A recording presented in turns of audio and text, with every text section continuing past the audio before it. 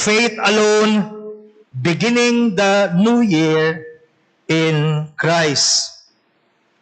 Brothers and sisters, the central theme we shall study and seek to better understand this morning is the truth that justification and sanctification come by faith alone, through Christ alone, and are sustained by the Holy Spirit alone.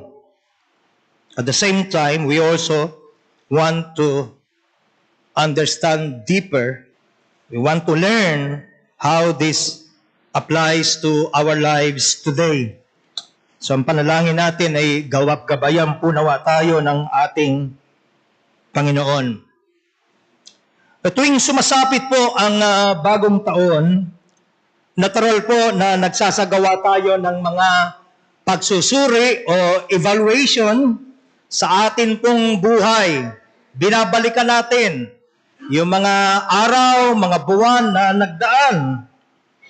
At ang ilan pa nga ay nagtatakda ng mga resolution.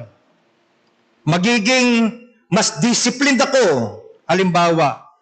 Magiging mas healthy, mas successful, mas mindful sa aking mga responsibility. At wala pong masama doon. Walang masama dito per se. Ngunit, napaka-timely po ng babala ni Paul sa mga Galatians. Nagsimula sila sa Espiritu, ngunit nais nilang magpatuloy sa buhay pananampalataya sa pamamagitan ng sarili nilang lakas, sa pamamagitan ng sarili nilang diskarte, gamit ang sarili nilang galing. Kaya sinabi po ni Paul, "O foolish Galatians, who has bewitched you?" Sinong nagsigayuma sa inyo?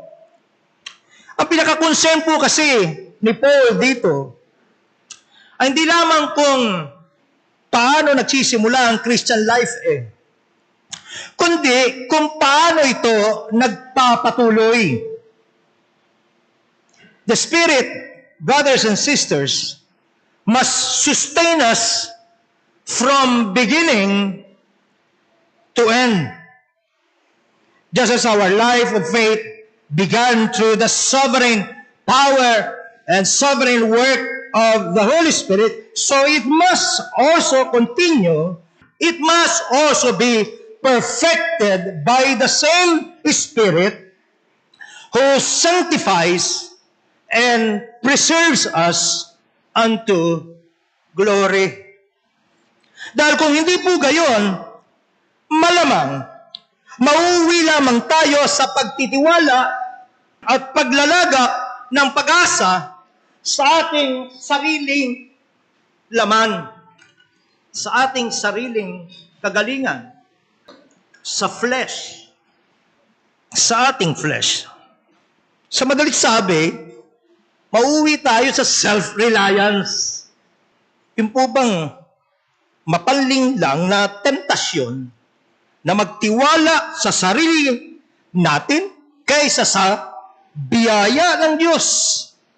At pag nangyari po yan, pumapasok ka sa isang napakamapanganib na kalagayan.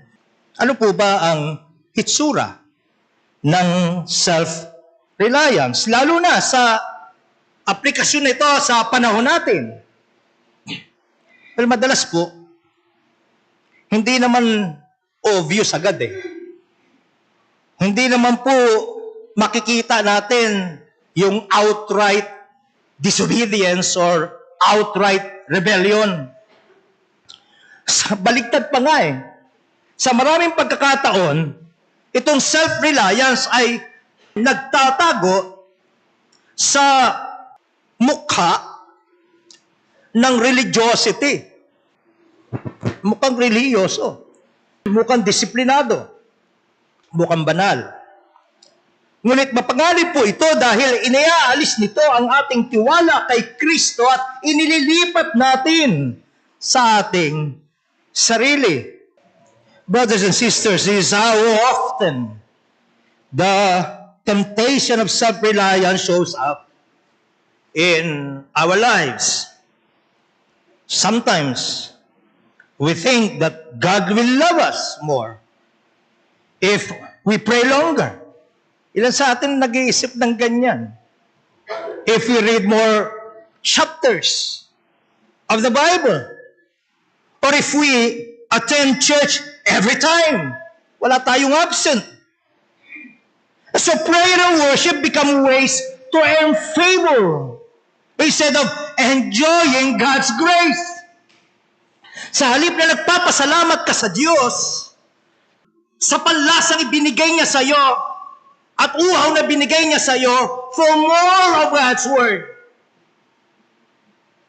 Ang pumasok sa isip mo, dahil ginagawa ko ito, kandidato ako sa mas maraming pabor ng Diyos. Or we measure holiness by comparison. At least I'm better than him. Or at least I'm better than her. See how Pharisaical sounding that is?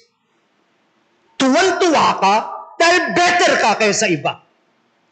Sa halip na makaramdam ka ng lungkot, at sa halip na makaramdam ka ng sense of burden, at sa halip na itulak ka nito sa pagmamakaawa sa Diyos na kumilos din siya sa buhay ng iba kung paano kumikilos sa sayo.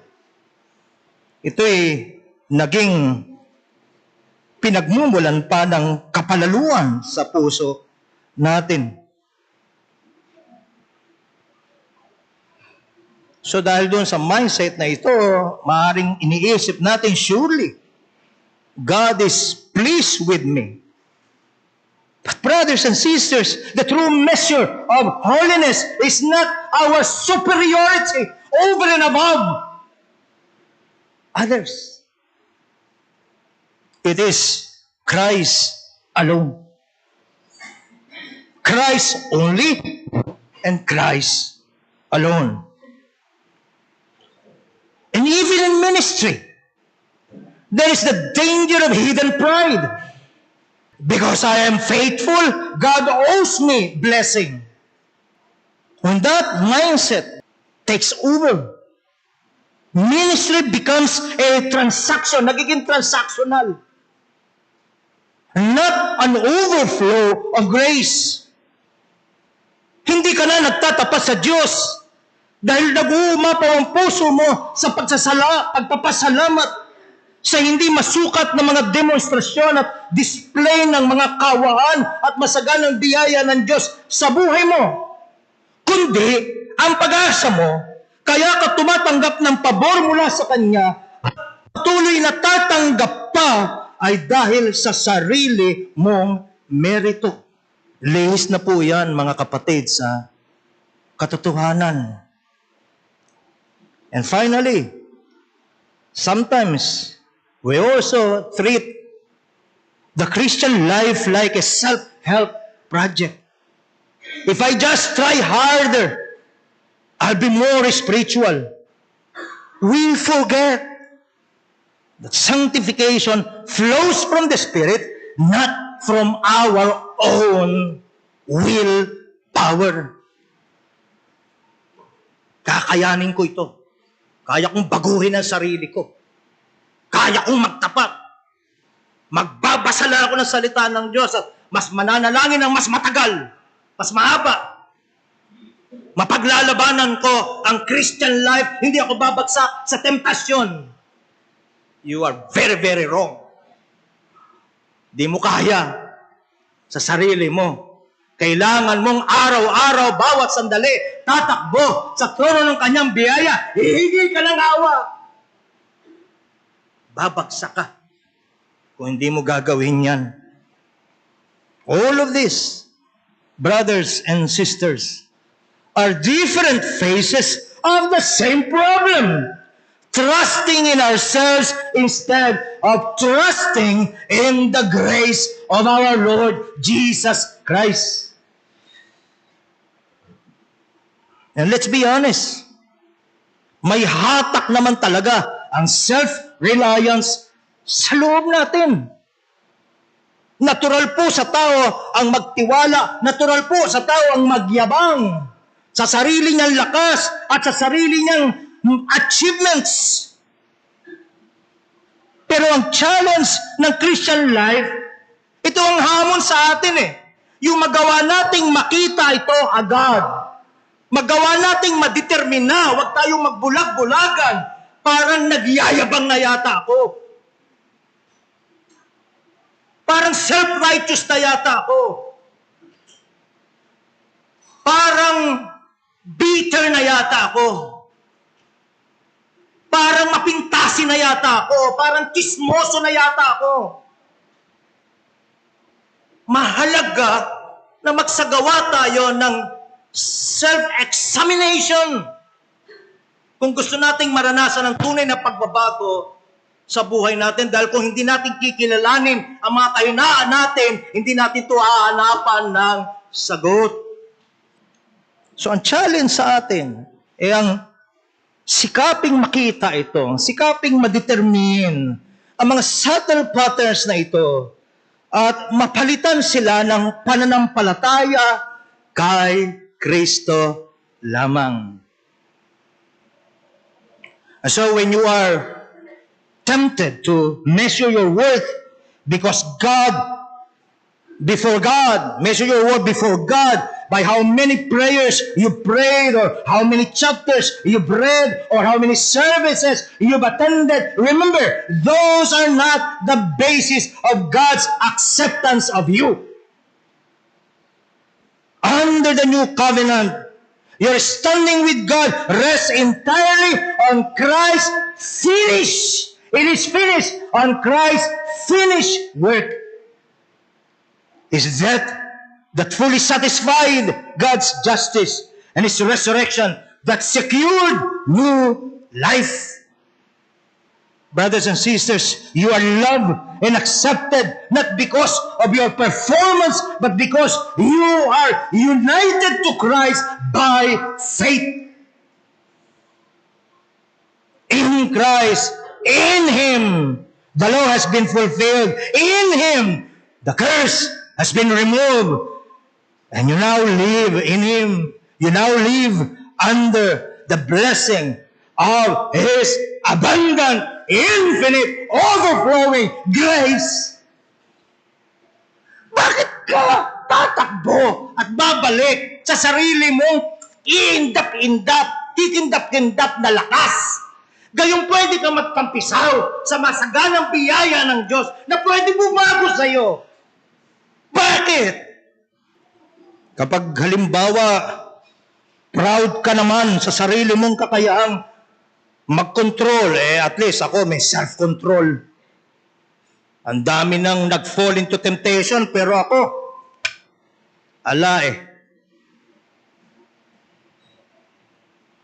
So kapag ka po umuungos na yung ganong kayabangan, kaya kong kontrolin ang sarili ko, kaya kong disiplinahin ang sarili ko, at least mas consistent ako. At least mas faithful ako. At least mas obedient ako. Tandaan mo, hindi ito ang nagsusustain sa iyo.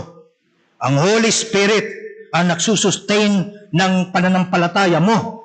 Kung wala ang Espiritu, kahit gaano ka ka-discipline, kahit gaano ka ka-determinado, babagsak ka rin. Therefore, let him who thinks he stands take heed, lest he fall. 1 Corinthians 10:12. Kaya't, ang credit po, kung gayon, ay kung may pag-usad ka man sa iyong buhay pananampalataya, hindi sa effort mo, kundi muli, sa sustaining grace ng Diyos. So, yung mayroong other side ito Gayon din naman, kapag ka ikaw naman yung nadapa, ikaw yung nabigo, ikaw yung nagkulang, Ikaw yung nag-fail sa Christian walk mo. Napakadali na pong mawala ng pag-asa eh. Lalo na kung ipinamumukha sa'yo ng iba, hindi ba? No? Ano ka ba? Hindi ba kaya? Ang dali. Maging banal? Ano ka ba? So lalo ka lulugmok. At lalo ka mag-iisip, wala na. Hindi na ako worthy. At kung gayon ang iyong kalagayan, tandaan mo, mas malaki at mas masagana ang biyaya ng Diyos kaysa sa kahinaan mo. Ang failure mo ay hindi katapusan. Dahil ang biyaya ni Kristo ay laging sapat. Higit pa nga sa sapat. Ang biyaya ni Kristo ay mas makapangyarihan at mas masagana kaysa iyong pagkukulang. At sa biyaya ng Panginoon, malalagpasan mo ito. Sa biyaya ng Panginoon, mapagtatagumpayan mo ito. Amen? May pag-asa sa biyaya ng Panginoon. Kahit gaano ka na, lagi nyo naririnig sa akin, kahit gaano na ka-mess up ang buhay mo, makapangyarihan ang Panginoong bumuo at magbigay ng bagong simula. Amen? Going back to verse 1, Galatians 3, O foolish Galatians, who hath bewitched you? Mga mangmang, sino ang nagsigayuma sa inyo? Please notice how Paul begins with a striking rebuke. His words carry a sense of urgency. Almost as if the Galatians had fallen under a spell. They had clearly seen Christ crucified before their very eyes through the preaching of the gospel. Yet they were turning back to the law as though it could complete what the Spirit had already begun. Mabigat po ito. Seryoso ang tono po ng pananalita ni Paul. Para sinasabi niya, ano ba? Na-hypnotize ba kayo? Naloko ba kayo? Nagayuma? As if unseen forces were pulling them away from the simplicity of faith in Christ.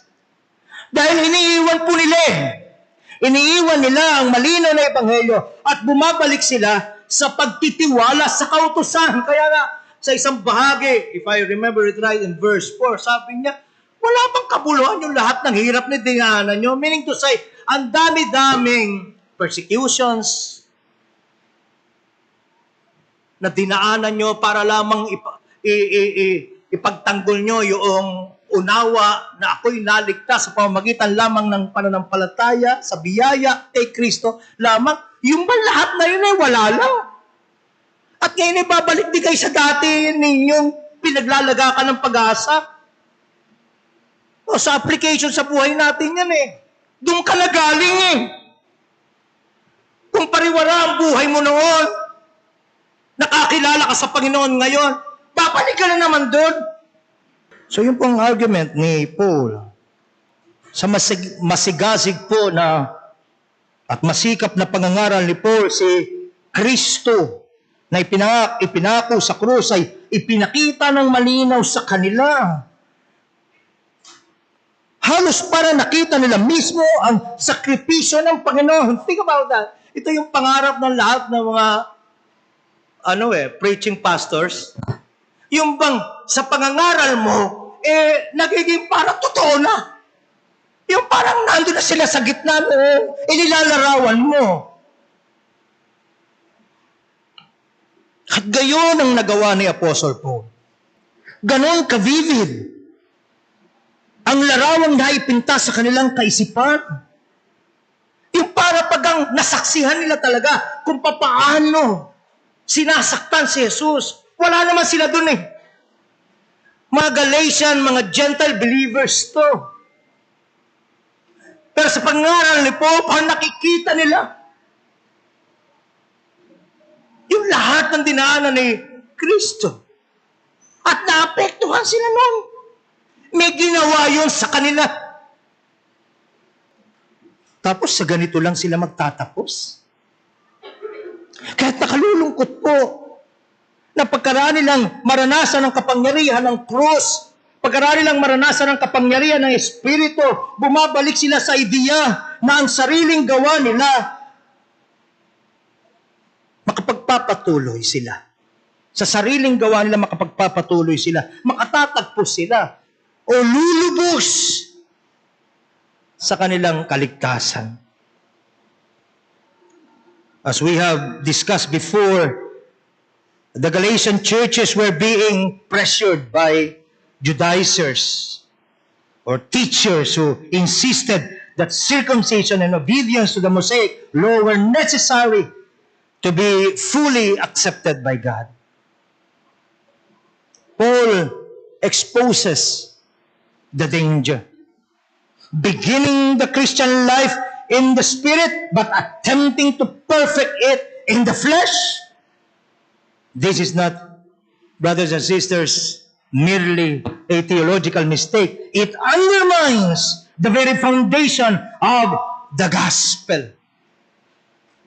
The Christian life, my brethren, is not a self-improvement project, but a but a spirit-empowered journey from start to finish.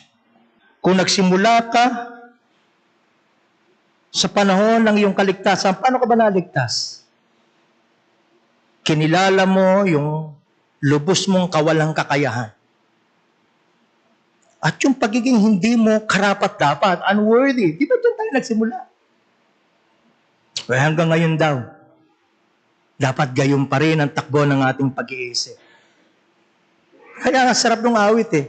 I need thee every hour. Yun ang kailangan nating maramdaman. Our sense of need of Him. Now sabi ni Paul sa Galatians 3, verse 5, siya nga na nagbibigay sa inyo ng Espiritu at gumagawa ng mga himala sa gitna ninyo.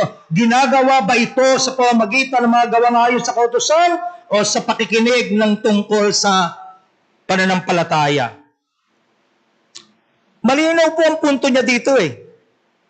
Ang presensya ng Espiritu sa buhay ng mga mananampalataya ay patunay na ang kaligtasan ay sa pananampalataya lamang, hindi sa pagsunod sa kautusan. Hindi ninyo natanggap ang Espiritu dahil sa circumcision. Hindi ninyo natanggap ang Espiritu dahil sa isang ritual, kundi dahil nagtiwala kayo kay Kristo. Kagaya ng nalalaman po ninyo sa lumang tipan o sa panahon ng Old Covenant, ang tanda po ng pagiging kabilang sa bayan ng Diyos ay ang circumcision at pagsunod sa kautusan ni Moses. Ngunit ngayon po sa New Covenant era, ang mismong Espiritu na ang tatak ng pagiging anak ng Diyos. Hindi na outward, hindi na physical. Kung taglay mo ang Espiritu, kung gayon, anak ka ng Diyos. Kung gayon, mananampalataya ka. Siya po ang seal na nagpapatunay na tayo ay kabilang sa bago at walang hanggang tipan kay Kristo. Ang pagtanggap po ng Espiritu kung gayon ay hindi isang gantimpala, hindi premyo sa mga mabuting gawa natin, kundi libreng regalo ng biyaya base sa masaganang awa at kagandahang loob ng Diyos. Binanggit din po ni Paul sa verse 5 pa rin, itong mga himala, makapangyarihang gawa ng Diyos na naranasan ng mga Galatians. Binabalikan niya, inililay daw niya yung mga predicate ng bakit ba kayo dapat magpatuloy sa pananampalataya, hindi sa sarili niyong kakayahan. Pinaalala niya, ang dami niyo ng dinaan ng himala sa buhay niyo. Bukod doon sa miracle of the new birth, bukod doon, marami na kayong dinaan ng iba't ibang ekstraordinaryong pagkilos at pagdalaw ng Panginoon sa buhay niyo.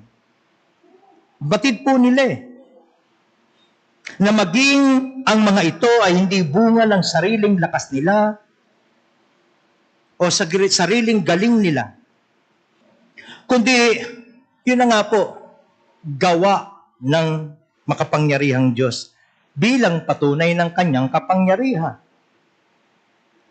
Niyayakap nila sa pananampalataya. Siya ang makapangyarihan, niyayakap natin sa pananampalataya. Mga kapatid, sa kasaysayan po ng iglesia, ang mga himala ay palaging tanda po ng presensya ng kaharian ng Diyos. Hindi gantimpala sa pagsunod. Buti na lang nagbait ako. Buti na lang nag-faithful ako. Buti na lang prayerful ako. Ang hindi ko sinasabing masama ang lahat ng yun. Kayo na ko pa pinag-uulit-ulit, overflow yun. Nang masaganang kilos ng biyaya. Abay, kung kumikilos ng makapangyarihan ng biyaya sa'yo, lalayo ka ba sa Diyos? Pero kung mo biyaya, walang sukat ipagmalaki ang sino man. Consider po natin ang aplikasyon nito sa atin mismong sariling mga karanasan. Marahil minsan nanganib na ang buhay mo. Marahil nakaranas ka ng karamdaman na halos ikamatay mo. At nang gumaling ka, tanungin mo sarili mo, dahil ba yon sa talino at galing ng doktor? Dahil ba sa may pera kang magpagamot sa isang dekalidad na hospital? Ano ang ultimate reason? Bakit ka buhay at patuloy na umiira? Kung tama po ang ating pag-iisip, nasa wasto pa tayong katinuan. At kung hindi po tayo makakalimot, alam natin na sa oras ng panganib, nagmakaawa ka sa Diyos. Tama? O, hindi lingid sa marami sa inyo, dinala namin si Kamay sa hospital. Bed rest. Ang payo ng doktor, buti na lamang at maayos ang kanilang lagay, mag-ina. So bago kami umalis kahapon, nanalangin kami. Klaro sa isip ko, since I was the one who led the prayer, klaro sa isip ko, Panginoon, kung ang batang ito'y makakasurvive, dahil maaawa ka lang sa amin, dahil gugustuhin mo lang. Hindi kami umaasa sa galing ng doktor. Pagamat umahanap ka ng magaling na doktor, hindi ka umaasa sa kanino man. Panginoon, ikaw po mag-iingat sa batang ito. Lord, bonus, pwede ba makita ko ang aking apo? Pero klaro sa iyo yun Noong mga panahon na yun. Nung ramdam na ramdam mo, wala ka talagang magagawa. Parang kaligtasan. Amen? Doon tayo dinadala ni Paul Nung maligtas ka, totally helpless ka. Bakit ngayon ang galing-galing mo na? Ang galing-galing. Ang galing-galing. Amen? I already made Phoebe smile and that's good enough for me. Amen? Napangiti ko yung aking apo Nagsumamo ka sa kanya na naway siya mismo mag-intervene. Dalhawin mo ako, Panginoon. On our way out from the hospital, nakasalubong ko, o nakasabay namin sa elevator, ang isang kadadialysis pa lang. So I started the conversation. Nagdialysis po. Opo. Ako po ay Almost 2 years na 2 years na nag-dialysis. Napatingin siya bigla. Lulugo-lugo yung naka-wheelchair. Oh, kayo din po. Opo, pero sa awa po ng Panginoon, 12 years na po. May pag-asa po. May pag-asa po. Lapit kayo sa Panginoon, umasa kayo sa Panginoon. It was an opportunity. Not only to encourage someone, but for that someone to look up to God. The only source of hope. Oh, mga kapatid, may we also be blessings to others. Mag-intervene ka, Panginoon. Kapatid mo kasi, wala kang kakayahan sa sarili mo, kaya wala kang dapat ipagmayabang kapag ka nakatanggap ka ng awa at nakaranas ka ng kanyang biyaya. Biyayang hindi mo deserve. Na totoo yan sa malalang karamdaman, totoo rin yan sa pagpasa, halimbawa, sa isang napakahirap na board exam. Totoo rin yan sa pagkakaroon ng anak, lalo na kung matagal kang di magkaanak. Totoo rin yan sa pagkakaroon ng mabuting asawa. Ang ganda-ganda ko kasi, kaya nakapangasawa ako ng mabait. Talaga nga. So kung law-law na lahat sa'yo, wala na rin kasigurahang mabait ang asawa mo dahil, naiintindihan niyo po ba? Maging ang mabuting asawa ay regalo galing sa Diyos. Kailan po kaya natin marirealize na tayo humihinga dahil sa biyaya ng Diyos? Ang bilis nating magyabang. Pagka may pagkakataon, talaga nga. Pero nagtatago yun, sabi ko nga kanina, nagtatago sa pagiging religious. Okay, kunyari na may humble. Salamat sa inyo, ang galing ko eh. Salamat sa inyo. Pagka may pagkakataon, ang bilis nating humanap ng self-glory at maging sa pagkakaroon po ng binagong buhay. Kung mananampalataya ka, alam mong hindi ka nagaya ng dati. Walang katapusan po ang listahan ng mga makapangyarihang gawa ng Diyos sa buhay natin. At ang tanging bahagi natin dito ay ang tayo yung walang lakas. Yun yung ating portion. Yun yung ating share.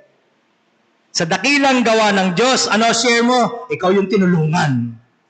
Ikaw yung walang lakas. Ikaw yung walang pag-asa. Kaya ka nanganlong sa Kanya. Kaya ka namahinga sa Kanya. Kaya ka nagtiwala sa Kanya sa pamamagitan ng pananampalataya lamang. At pagkatapos ng lahat ng ito, aasa ka pa rin sa sarili mong lakas. Kaya sabi ni Paul, nagpapakamamang ba kayo? Pagka wala ka na magawa, Panginoon, ikaw ang kailangan ko. Pagka mukha nakakatayo ka na naman nakakalakad, ba't ko kailangan manalangin sa Diyos? Mag-aasta? Mag-aasta pa rin tayo na kaya na natin sa sarili natin. Na hindi na natin kailangan ng Diyos. Isa po itong malaking kahangalan. Sinong gumayuma sa iyo para mag-isip ng gayaan? Mga kapatid, upang lalo pa po tayong matulungang makaunawa, pinaalala sa atin ni Paul ang halimbawa ni Abraham dito sa verse 6 ng Galatians 3. Sumampalataya si Abraham sa Diyos at ito'y ibinilang sa kanya na katuwiran. Ipinapakita po ng buhay ni Abraham na ang pagiging matuwid sa harap ng Diyos ay hindi kailanman nakabatay sa pagsunod sa mga tuntunin o ritual. Ito ay palaging nakabatay sa pananampalataya. Bago pa po ibinigay ang kautusan, bago pa iniutos ang circumcision, itinuring ng matuwid si Abraham dahil lamang sa kanyang lubos na pagtitiwala sa pangako ng Diyos. Here, brothers and sisters, we also see the wonderful truth Everyone who trusts in Christ, whether Jew or Gentile, is truly a child of Abraham. The scripture for saying that God would justify the heathen or the Gentiles through faith preached before the gospel unto Abraham, saying, "In thee shall all nations be blessed." Galatians 3:8. This promise was fulfilled in Christ, the seed of Abraham, who inaugurated the new covenant. What was once spoken to Abraham as a future hope has now become our present reality in Christ. By faith alone, we are grafted into that covenant family, not under the old Mosaic covenant, but under the new covenant established by Christ's blood. In Christ. Paborito ko yun eh. In Him. In Christ, we have redemption. In Christ, we have sanctification. In Christ, etc. In Christ, we have peace. Ad infinitum. Amen? In Him, in Christ, Jew and Gentile alike are heirs of the same blessing, partakers of the Spirit and recipients of the grace that flows from Calvary. Well, this means also that our confidence for the year ahead cannot be in ourselves. Sana klaro na yan by this time. Hindi sa ating sariling lakas o performance, but in Christ alone. To rely, brothers and sisters, on our own strength is to go back to the flesh. To rely on Christ is to walk in the Spirit. And here's the challenge. The future is full of uncertainties. Hindi natin alam kung anong trials, hindi natin alam kung anong losses, hindi natin alam kung anong disappointments ang darating. Pinipilit natin burahin sa ating isip yung mga possibility, pero hindi natin alam. We just cannot second guess our sovereign God. Siya po ang may hawak ng lahat. Kaya kailangan natin siya. So again, here's the challenge. The future is full of uncertainties. May mga darating na trials, hindi mo alam kung ano nature, etc. But faith is not blind optimism. Faith is trusting the God who has spoken, the God who has promised, and the God who has already fulfilled His word in Christ. Kaya gaya po ni Abraham, we are called to believe even when we don't see the full picture. Pwede pa ring pumayapa. Hindi ko alam ang dala ng bukas, pero kilala ko ang Panginoon. Tapat siya sa lahat ng kanyang pangako, at ang isa sa paborito kong sinasabi, hindi siya nang iiwan. I will never ever leave you, nor will I ever forsake you. So tinatanong kita ngayon, saan nakasalalay ang confidence mo sa bagong taon na ito? Sa sarili mong lakas? Sa sarili mong kakayahan? Talino? O kay Kristo lamang? Honest to goodness, mga kapatid. Pwede, it's very easy to, pay lip service. Opo, kay Kristo lang. Pero sa totoo lang, panayang plano mo, panayang wala sa'yo prayer, wala sa'yo yung, kung gusto ng Panginoon baguhin ang plano mo, pwede? Ay, dyan na nagkakasubukan eh. Di ba? Lord, bakit ngayon? Bakit ako? Hindi ito ang iniisip ko. Ngayon pala ako magsisimula. 2026, puro kabiguan na yung mga nakaraan. Bakit? Bakit ngayon? So, hindi ka talaga sumasampalataya kay Kristo lamang. Hindi ka talaga naniniwala that He has your best interest in mind. Sabi mo lang, pero ayaw mong pagalaw ang plano mo na napakaganda na. And so, ang pag-asa kay Kristo ay kahandaan din na pabago sa Kanya. Sapagkat mas alam niya ang pinakamabuti sa atin kaysa kaya nating hingin o kaya nating isipin. Brothers and sisters, to trust in ourselves is to build on sand. To trust in Christ is to stand on the solid rock of God's promises. Let us, therefore, begin this year not with anxious striving, but with steadfast faith. Faith that clings to Christ. Faith that rests in His promises. And faith that endures even when the future is uncertain. Galatians 3:9. So then they which be of faith are blessed with faithful Abraham. Amen. Let's all stand up.